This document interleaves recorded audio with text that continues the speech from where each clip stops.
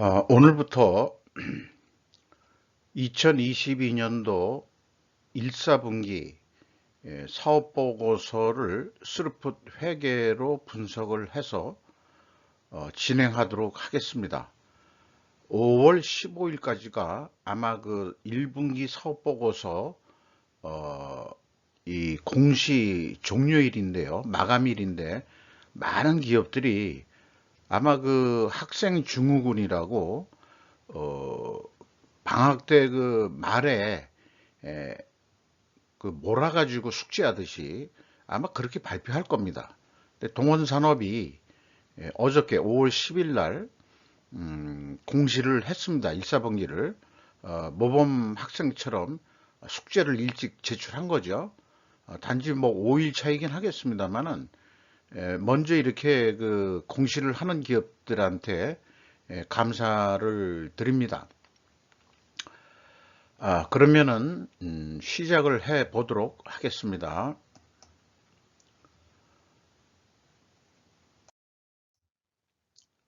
먼저 그 동원산업에 대해서 얘기하기 전에 한국 경제의 1사분기의 어떤 그 흐름은 어떻게 된 거냐 하면은 두 가지 뉴스를 그 가져와 봤습니다. 5월 9일자 조선비즈 뉴스고요. 그 다음에 5월 10일 날 뉴데일리 경제 뉴스가 되겠습니다. 제목을 이렇게 땄네요. 믿었던 수출마저 흔들리자 KDI 경기 하방 위험도 확대. 여기에서 경제 하방이라는 게 하락한다는 건지 또는 산업 구조의 하방 구조가 더 위험이 더 확대됐다는 건지 저는 좀 그 이해하기 좀 어려운 그 수준이 되겠습니다. 다만 그 내용 중에서 건설업도 좀 관심 대상이기 때문에 건설 투자 쪽만 가져와 봤는데요.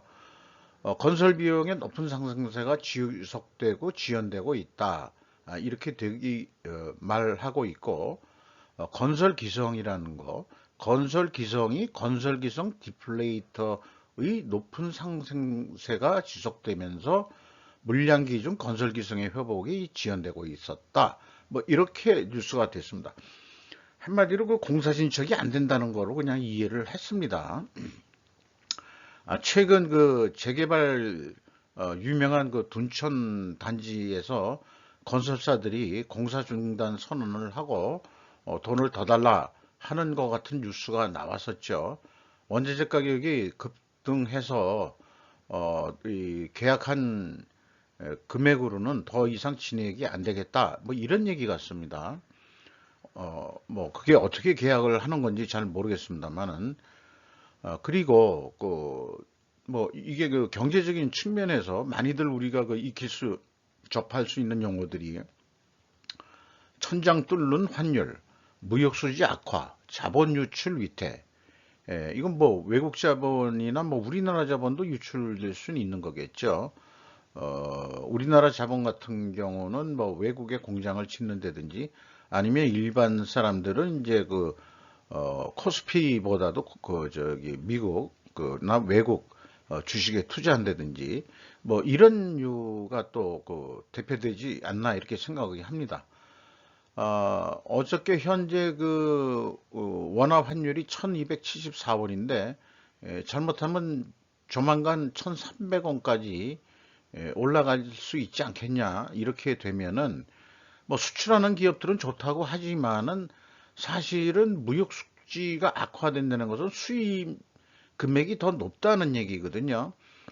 뭐 이런 얘기이기 때문에 일반적으로 그 일반 기업의 개별 분석을 해서도 그 원재료 가격이 크게 그 급등한 것으로 1사분기를 분석하면은 그렇게 예상이 됩니다.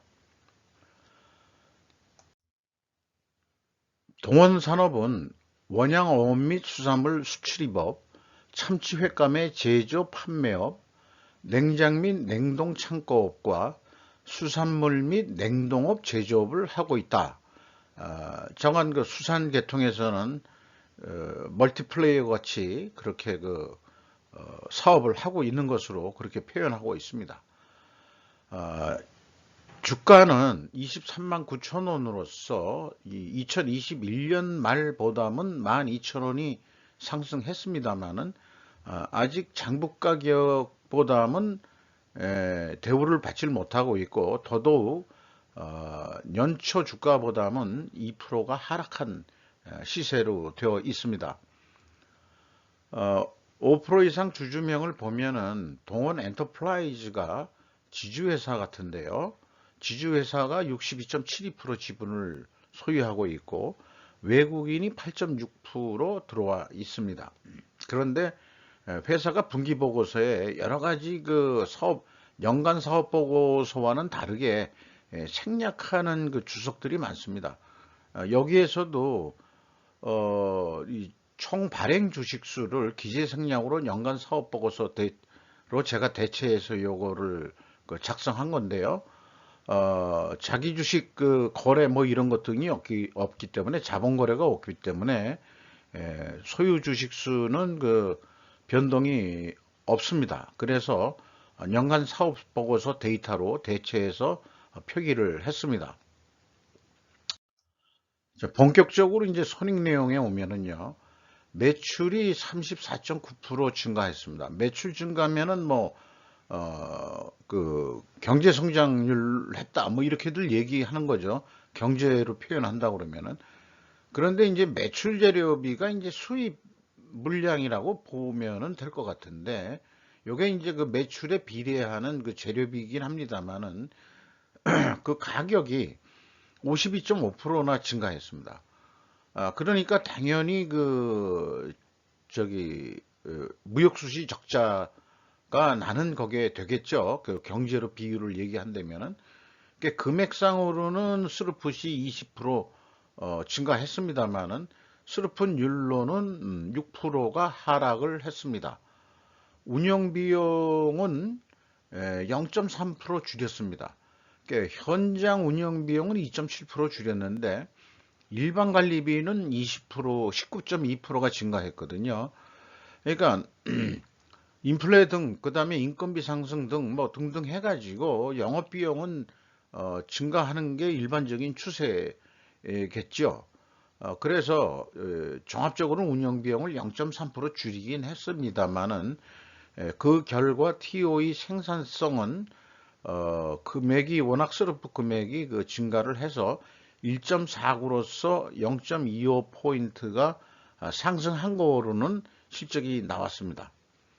그리고 영업이익은 373억 원으로서 원가회계 영업이익보다 7억 7,700만 원의 더 이익이 났습니다. 이것은 가공비 배부 재고 자산이 감소했기 때문입니다. 먼저 그래서 그 제품 가격과 원재료 가격 추이를 소개해 드리고자 합니다. 원재료 가격이 그 단순 평균했습니다. 39.5% 상승했습니다. 그런데 이제 제품 가격은 이게 원호 한 가지만 이제 샘플로 냈는데 단순 평균 하면은 25.9%가 인상되었습니다. 그러니까 원재료 그 인상보다도 상승보다도 제품 가격에는 크게 반영을 못했다. 그래서 스루풋율이 떨어졌다.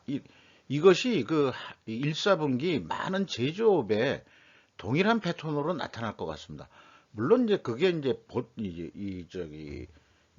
평균이겠죠. 그러니까 그 중에서도 그 더 악화가 된 데가 있을 거고, 그 다음에 이제 이 더 그 좋은 성과를 내는 기업도 있을 것입니다. 그런 기업이 있는지 찾게 되기를 랜덤 샘플로 하고 있는 겁니다만은 찾을 수 있게 되기를 희망합니다. 재고자산 명세를 보면은요, 독특하게 그 어획물이라는 계정 과목이 있습니다. 그래서 요거를 어획물도 가공비 배부 재고자산으로 넣는데요. 아까 그 원재료나 그 제품 가격에도 보면은 그 어, 그게 있죠. 수산물, 그런 게 있기 때문에, 그, 가공비 배부 재고 자산에 포함하는 것은 합리적이라고 할 수 있겠습니다. 그것이 어획물이 크게 줄어서, 어, 전체적으로 가공비 배부 재고 자산이 21억 원 감소했다. 이것 때문에 이제 원가 회계 보담은 그 이익이 그 더 난 것으로 이렇게 되겠습니다. 그리고 이제 어획물도 가공비가 배부된다고 볼 수 있는 거는 원재료 가격에도 나와 있지만은 그 미끼가 들어가고요. 원재료에 그이 참치를 잡기 위해서. 그리고 또 어, 그 기름이 들어가지 않겠어요? 그거 세 가지를 그 핵심적으로 동원산업도 표현했기 때문에 그런 비용들이 그 어획물을 잡으면은 가치 평가할 때 거기에 가공비를 배부한다. 이렇게 볼 수 있겠습니다. 분기 보고서에는 그 비성분 데이터를 공시하지 않고 있습니다. 규모가 큼에도 불구하고 또 거꾸로 분기에도 비성분 데이터를 사업 보고서, 연간 사업 보고서처럼 내주는 그 중소기업들도 많은데 동원 산업이 그렇게 대기업 같은데 이런 거를 그 분기 보고서에는 의무사항이 아니다 해가지고 공개를 안 하는 것은 좀 실망입니다. 그래서 이것은 연간 가공 비율은 사업 보고서가 있으니까 제가 이 산출을 한 그 연간 가공 비율을 그 여기에 적용해 가지고 풀이를 해낸 것입니다. 가공 비율만 알면은 비용의 성격적 분류 내용을 그 공시를 안 하더라도 역산으로 모두 그 풀이해낼 수는 있습니다.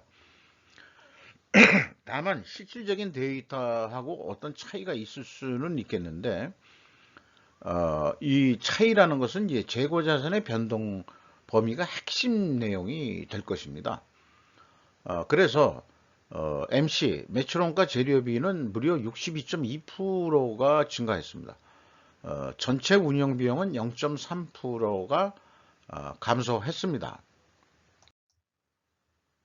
비성분을 그 공시를 하지 않기 때문에 인건비 등을 구체적으로 알 수가 없어가지고 인건비 상승이 얼마나 됐는지 이런 것을 알 수가 없습니다.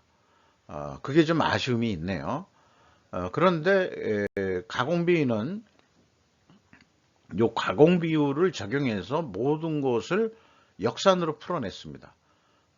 그래서 가공비율은 그 9% 내려간 거로 적용을 했고 적용을 했습니다.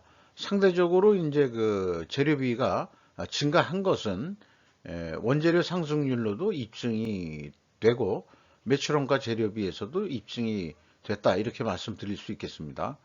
그리고 제가 역산해서 풀이해낸 거기 때문에 PQ 총 제조 비용은 일치합니다.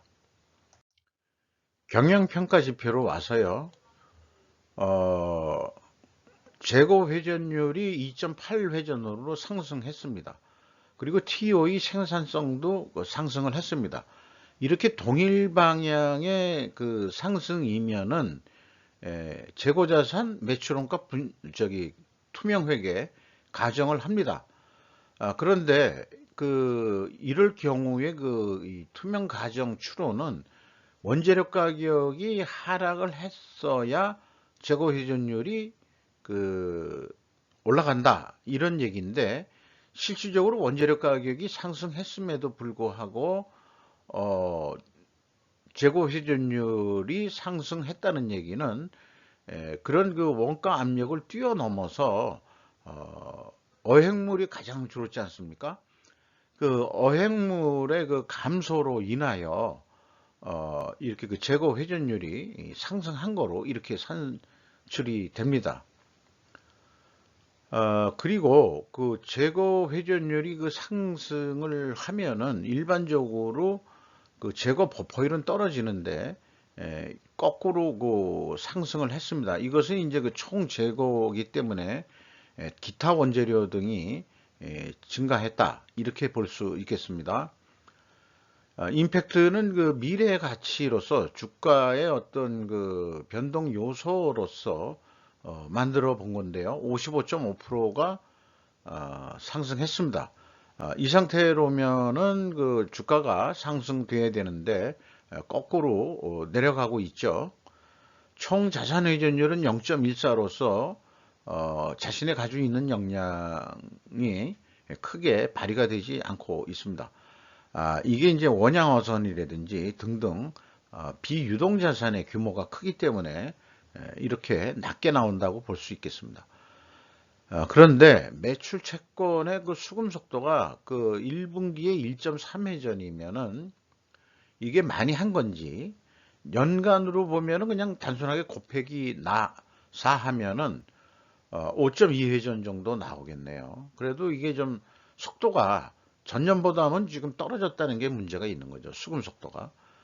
그런데 이제 이 매입 채무 지급 속도는 좀 빨라졌습니다. 이것이 이제 이런 경우는 원재료 구매에 애로점이 있다. 뭐 이런 얘기가 되겠죠. 뭐 상품 구매를 한다든가. 그래서 대금 지급 속도가 빨라졌다. 이렇게 볼 수 있겠습니다. 현금 재무지표를 조금 더 구체적으로 소개를 해 드리도록 하겠습니다. 분기 보고에서부터. 뭐 이런 하나하나 항목에 대해서 디테일하게 설명할 시간은 없는 거고요. 캐펙스 자본적 지출은 없습니다. 거꾸로 줄은 겁니다. 이게 58억 원이. 그리고 또 종속기업 그 투자 비율은 44.1%에서 43%로 감소를 했습니다. EAT 현금 수익이 560억 원 벌었습니다. 그리고 이거 현금 수익률로 그거를 산출하면은 3.8%로서 전년 동기보다 1.1% 상승했습니다. 요것도 이제 주가 상승 요인인데 현실은 그렇지가 않죠. 그리고 채권자한테 262억 원을 갚았습니다. 그래서 레버리지율이 40.6%로 내려갔습니다. 주주잉여 현금 흐름은 이익 배당률이 되겠습니다. 그 다음에 FEM 최종 678억 원의 현금을 벌었다. 이렇게 얘기할 수 있겠습니다. 현금 버퍼율은 64.3%로 전년보다는 많이 떨어졌습니다. 일반적으로 제가 추천하는 가이드라인은 50% 선입니다. 전체 운영비용이 아니고 전체 매출 원가하고 그 다음에 관리비를 합한 비용에 현금 대비 현금 및 유동성 금융자산을 얼마나 가지고 있느냐. 그러면은 이제 그게 64%가 된다. 이런 얘기가 되겠습니다. 이익잉여금은 643.1%로 상승했고요. 누적 자본 성장률은 7배 정도 성장을 했습니다. 이렇게 분석한 걸 가지고 원가 회계 사고 방식으로 연간 매출액이 얼마나 될 거냐. 그러니까 1, 4분기 실적을 보고서 연간 얼마냐 그러면은 현재 제가 가지고 있는 머리로는 단순하게 선형 예측밖에는 할 수가 없는 거죠. 그러니까 1, 4분기보다 4배가 매출이 될 것이다. 그러니까 1분기에 2,329억 원을 했으니 연말에 4배 하면은 1조 1,541억 원의 매출이 일어날 거다. 이렇게 이제 보는 거죠. 그래서 예측을 그러면 어떻게 한 거냐. 근데 현실적으로는 이제 395% 인상되는 것으로 계산을 했죠, 제가. 근데 이게 판매 관리비도 4배 오른다고 보고, 영업이익이 이렇게 났으니까 그것도 4배 오른다고 보고, 그리고 생산 재료비도 4배, 그 다음에 가공비도 4배, 그리고 재고 변동은 없다고 봤습니다. 그렇게 해서 산출된 매출 원가가 9,213억 원이 됩니다. 그래서 그 9,213억 원을 그 다음에 판매 관리비를 더하면은 그것이 매출액이 되겠다. 이렇게 말씀드릴 수 있겠어요. 영업이익까지 플러스 해이죠. 이렇게 이제 원가 회계는 산출해 볼 수 있겠습니다. 연간 예측을 한다 그러면은 그런데 다음 장은 이거를 하나의 그 인프레가 되는 시대라고 가정을 하고 모든 게 이제 400% 뛰었다라고 가정을 하고서 동원 산업이 어떤 단일 건으로 어디 납품하는 건이다 이렇게 이제 비유를 해서 설명하면은 더 이해가 좀 빠를 것 같아요. 그러면은 그 앞장에서 얘기한 그 인상률들을 다 더해 가지고 견적 가격이 400% 인상되는 것으로 나옵니다. 어, 항상 그 견적 가격만큼 뭐 그 발주를 주는 그 구매처는 없죠. 그래서 이게 만약에 그 이거를 단품 단위 그냥 원으로 읽겠습니다. 115만 4천 원의 견적을 냈는데 그렇게는 못하겠어. 우리도 좀 어렵소. 좀 깎아주셔. 해가지고 이제 100만 원에 이제 그 계약이 됐다 그러면은 목표 이익은 18만 원이었는데 이제 2만 8천 원뿐이 벌지를 못하는 거죠. 깎여가지고. 그러면은 이제 방법이 매출을 더 해야 된다. 30%.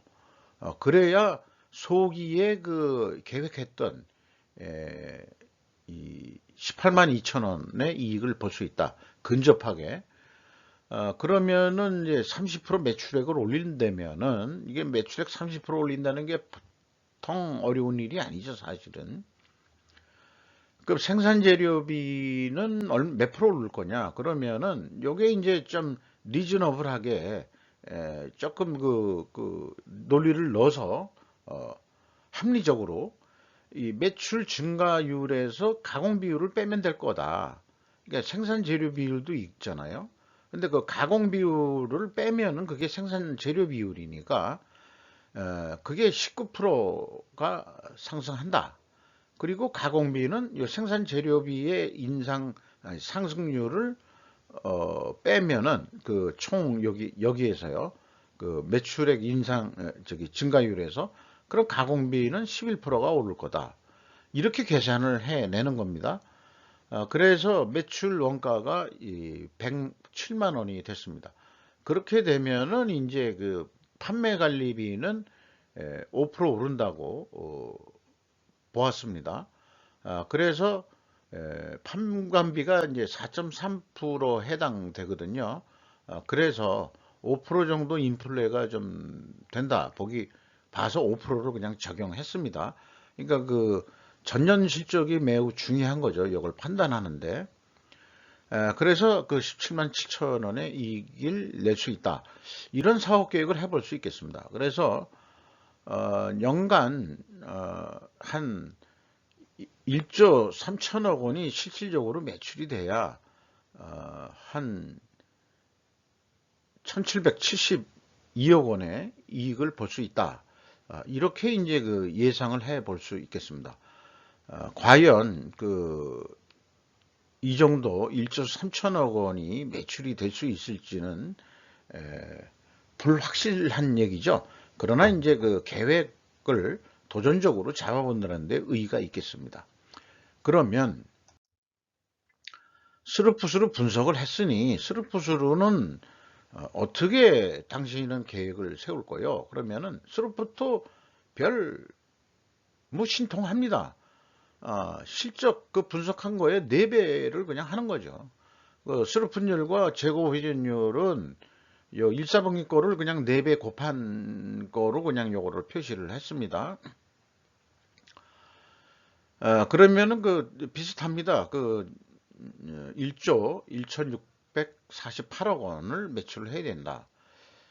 그렇게 이제 매출 재료비도 400% 오를 거니까 그러면 이제 어떤 뭐 재무회계 쪽이나 이런 쪽에서 좀 배웠다는 사람이 그 매출액은 꼭 그렇게 되는 게 아닌데요. 뭐 하면서 이제 무슨 의견을 낼 겁니다. 그러니까 매출 재료비 증가율도 가공 비율을 빼야 되는 거 아니냐. 뭐 이래가지고 한 336%만 적용하면 되지 않겠냐. 이런 얘기를 할지 모르겠어요. 전문가랍시고. 그러면은 이제 예상 매출액은 좀 떨어지죠. 1조 161억 원으로. 이게 어찌 보면 합리적인 것 같지만은 저는 아니다 이거죠. 목표 아니냐, 목표. 목표는 똑같이 잡으면 되지. 도전적으로. 이런 얘기를 좀 하고 싶은 거고요. 경영자 입장에서는 뭐, 이 목표는 좀 도전적으로 잡아야 된다 하는 거에 저는 동의합니다. 그리고 또한, 주장을 하자면, 이 가공 비율을 스루풋에서도 얘기를 안 하는 건 아닌데, 여기에서 얘기하는 가공 비율은 생산에 비례하는 가공 비율 아니냐. 근데 이게 매출 재료비는 매출에 비례하는 재료비이기 때문에 딱 이걸 적용한다고 합리적이라고 얘기는 할 수는 없다. 저는 그렇게 이제 또 반론을 제기할 겁니다. 그래서 다른 이 공격 도구가 있죠.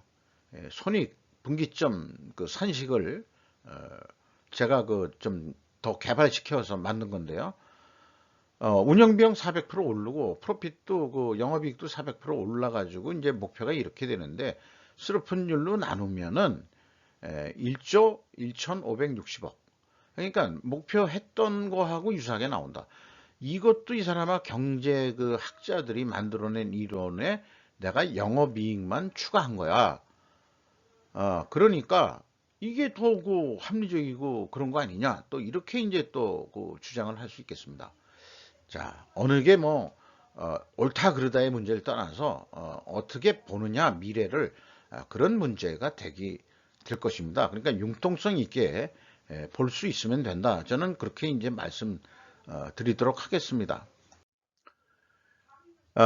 그래서 이것도 단품 비율로 얘기를 해서요.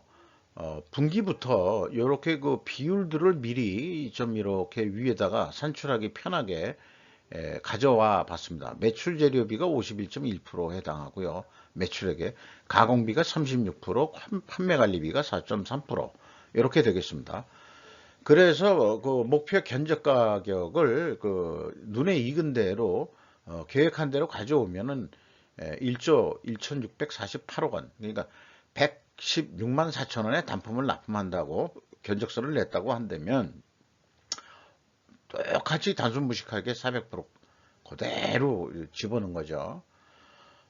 그러면은 이제 구매자 쪽에서 달래는 대로 주는 구매 업체는 없고 대부분 깎잖아요. 올려주는 기업도 없지는 않습니다. 좀 미친 사람 같지만은 올려줘야 될 때가 있어요. 저도 올려줘 본 적이 있거든요. 실무 시절 때요. 그거 뭐 그런 얘기는 이제 뭐 나중에 여담할 시간이 있으면 한번 해보도록 하고요. 그래서 계약이 100만 원에 됐다 그러면은 예상이익이 2만 1천 원뿐이 안 되거든요. 그러면은 원가 회계에서는 계약한 거에 30%를 업해야 예상 목표 이익을 달성할 수 있는데 제 계산상으로는 20%만 올려도 그것은 달성할 수 있다. 매출 재료비가 10% 증가한다. 왜냐? 20%만 매출액을 올리면은 매출 재료 비율이 51%니까 그냥 반이죠. 10%가 산출이 됩니다. 그리고 스루풋율을 조금 올리는 거로. 그러니까 이 100만 원보다도 조금 더 물건을 찾을 수 있는 데를 더 신규 거래처를 찾는 거죠. 등등 하고 그다음에 재고 회전율을 11.4회전에서 증분율로 6%만 좀 더 올려보자. 재고 관리를 조금 더 잘해가지고 그러면은 매출액이 1조 2,660억 그러니까 원화로 아니 단단히 원으로 126만 6천 원에 판매를 하면은 얼마가 남느냐 그러면은 18만 7천 원이 남습니다. 그러니까 126만 6천 원에 판매를 할 수 있으면은 또 추가 판매죠. 이 100만 원이 이제 확정된 거라면은 추가 판매 26만 6천 원만 더 추가 판매를 해도 영업이익은 18만 7천 원이 됩니다. 그러니까 어떤 손익분기점만 남기고 그 다음에 추가 판매를 하면은 어떤 경우에는 재료비값만 나와도 팔아라. 이렇게 의사결정을 할 수 있는 게 스르프적 관점입니다.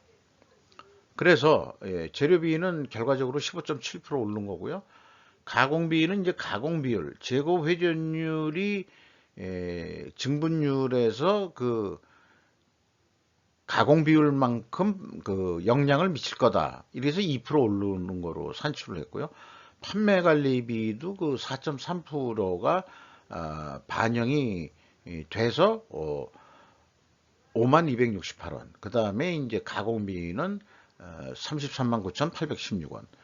그러니까 여기 그 계약한 그때보다도 여기 합리적으로 이렇게 이제 그 매출이 증가하면은 합리적으로 요만큼 증가할 것이다라는 것까지 과학적인 접근을 해보는 것입니다. 근데 현실적으로 매출액이란 것은 판매 수량 곱하기 판매 단가인데 이게 이제 한 거래처만이 아니니까 이게 그 영업에게는 심리적인 그 비선형 함수로 그 작동이 됩니다. 심리적으로는.